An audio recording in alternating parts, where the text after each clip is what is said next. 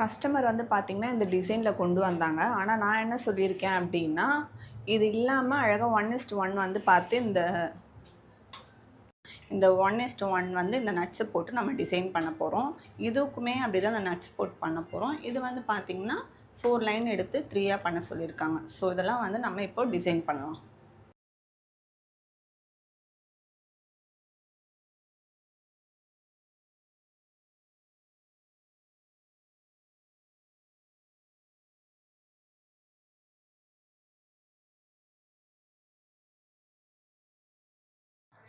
பாருங்க அழகாக ரெடி ஆகிடுச்சு. நம்ம அழகாக அதை வந்து ரெடி பண்ணிட்டோம்.